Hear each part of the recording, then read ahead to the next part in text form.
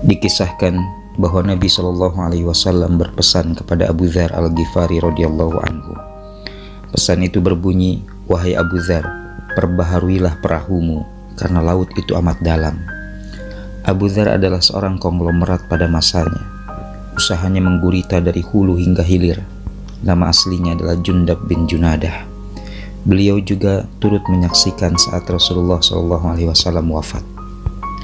Yang dimaksud dengan perbaharuilah perahumu pada hadis tersebut adalah perbaiki niatmu. Jadi niat seumpama perahu yang sangat urgen dan fundamental dalam ibadah. Tujuannya adalah untuk meraih pahala dan keselamatan dari siksa. Niat yang harus diperbaiki adalah niat melakukan atau meninggalkan suatu amalan. Sementara laut yang dalam adalah lambang perjalanan yang berbahaya yang jika keliru mengambil arah bisa tercebur ke dasar laut. Tidak ada yang dapat menolong.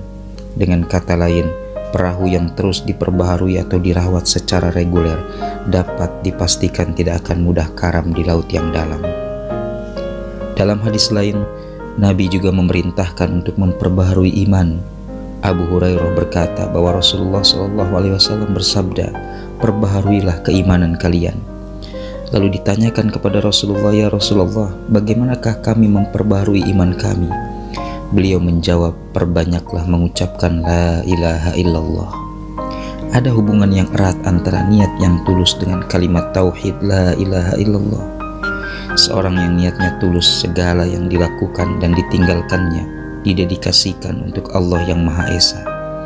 Hal itu diyakini hanya Allah yang Maha menilai, mengawasi, dan mengamati semua amal manusia, bukan yang lainnya.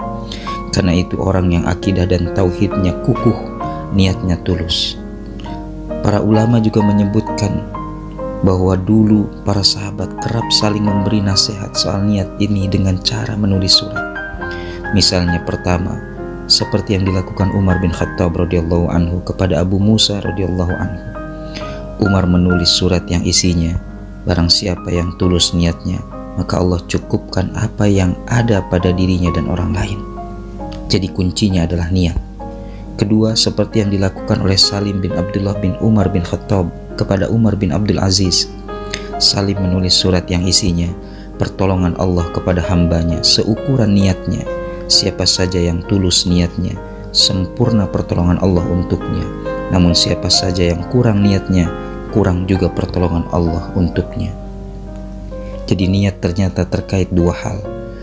Pertama, terkait dengan dicukupkannya kebutuhan seseorang, baik pada dirinya maupun pada orang lain, seperti kata Umar bin Khattab.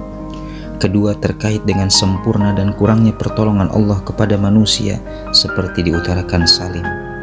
Berdasarkan hal ini, niat tidak hanya menjadi syarat diterimanya perbuatan dan diraihnya pahala. Maka, perjalanan hidup di dunia serupa dengan laut yang dalam karena banyak prahara selama perjalanan menimpa.